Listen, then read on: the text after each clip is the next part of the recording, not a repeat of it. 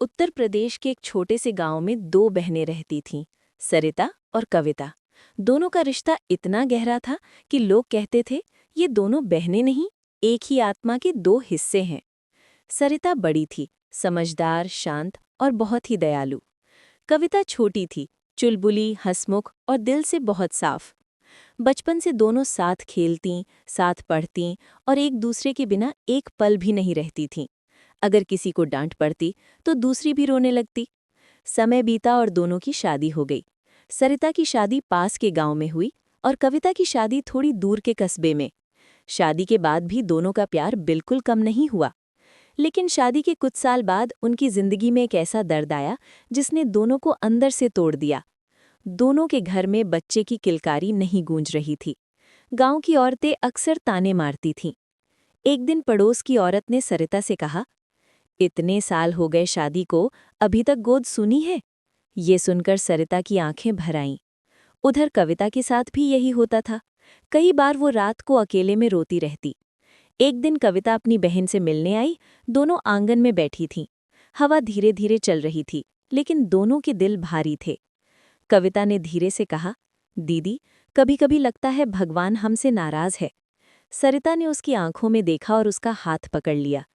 नहीं पगली, भगवान देर करता है लेकिन अंधेर नहीं करता। दोनों एक दूसरे को ढांढस बंधाती रहीं। समय बीतता गया। फिर एक दिन ऐसा हुआ जिसने सबकी जिंदगी बदल दी। कविता को पता चला कि वो माँ बनने वाली है। ये खबर सुनते ही उसके घर में खुशियों की लहर दौड़ गई। कविता सबसे पहले दौड़ती हुई अपनी दीदी के घर पहुंची। दीदी, दीदी, वो खुशी से चिल्लाई। बाहर आई। कविता ने उसे गले लगा लिया और बोली, दीदी, मैं माँ बनने वाली हूँ। ये सुनते ही सरिता की आंखों से आंसू बहने लगे। वो बहुत खुश थी, लेकिन उसके दिल के किसी कोने में हल्का सा दर्द भी था, क्योंकि उसकी अपनी गोद अब भी खाली थी। कविता ने ये दर्द महसूस कर लिया। 9 महीने बाद कविता ने एक प्यारे से बेटे को जन्म दिया। पूरा घर खुशियों से भर गया। जब सरिता पहली बार बच्चे को देखने आई तो उसने बच्चे को गोद में लिया। बच्चा मुस्कुरा रहा था। वो उसे देखती रही और उसकी आंखों से आंसू टपकने लगे। कविता ने पूछा, दीदी, आप रो क्यों रही हो? सरिता मुस्कुराई, खुशी के आंसू हैं। लेकिन कविता समझ रही थी कि ये सिर्फ खुशी नहीं, दिल का दर्द भी है। उस रात कविता बहुत देर तक सोचती रही। अगले दिन उसने अपने पति से कहा, मैं एक फैसला करना चाहती हूँ। पति ने पूछा, कैसा फैसला? कविता बोली, दीदी ने मुझे बचपन से माँ जैसा प्यार दिया है। अगर हम चाहें तो इस बच्चे को हम दोनों मिलकर पाल सकते हैं। पति थोड़ी देर चुप रहा, फिर मुस्कुलाकर बोला, अगर इससे तुम्हारी दीदी खुश होंगी तो इससे बड़ी बात क्या होगी। अगले दिन कविता अपने बच्चे को गोद में लेकर सरिता के घर पहुंची। सरिता आंगन में बैठी थी। कविता ने बच्चे को उसकी गोद में रखते हुए कहा, दीदी, ये बच्चा सिर्फ मेरा नहीं है, आपका भी है। सरिता चौंक गई। नहीं कविता, ये तुम्हारा बेटा है।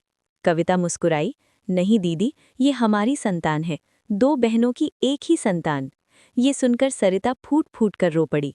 उसने अपनी बहन को गले लगा लिया। उस दिन से बच्चे की परवरिश दोनों बहनों ने मिलकर की। बच्चे का नाम रखा गया आरव। आरव कभी अपनी माँ कविता के घर रहता तो कभी अपनी मौसी सरिता के घर। दोनों घर उसके लिए एक जैसे थे। जब आरव थोड़ा बड़ा हुआ तो उसने एक दिन मासूमियत से पूछा, मेरी असली माँ कौन है? कविता हंस पड़ी। सरिता ने प्यार से उसे गले लगाया और कहा, बेटा, तेरी दो माँ हैं। आरव ने आश्चर्य से पूछा, दो माँ? कविता बोली, हाँ, एक जिसने तुझे जन्म दिया और एक जिसने तुझे दिल से पाला।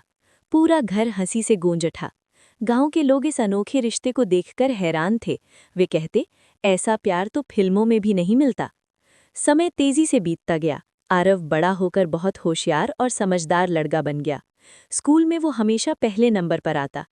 एक दिन स्कूल में टीचर ने पूछा, आरव, तुम्हारी माँ का नाम क्या है? आरव गर्व से खड़ा हुआ और बोला, सर, मेरी दो माँ हैं, कविता माँ और सरिता माँ। पूरी क्लास चौंक गई। टीचर मुस्कुराए और बोले, तुम बहुत खुशकिस्मत हो बेटा। सालों बाद आरव ने पढ़ाई पूरी की और शहर में बड़ी नौकरी करने लगा। एक दिन उसने दोनों माँओं को शहर घुमाने ले गया। रेस्टोरेंट में बैठकर उसने दोनों का हाथ पकड़कर कहा, आज जो मैं हूँ, आपकी वजह से हूँ। आपने सिर्फ मुझे पाला नहीं, मुझे प्यार दिया, संस्कार दिए। सरिता की आंखें भर आईं। कविता भी रो पड़ी।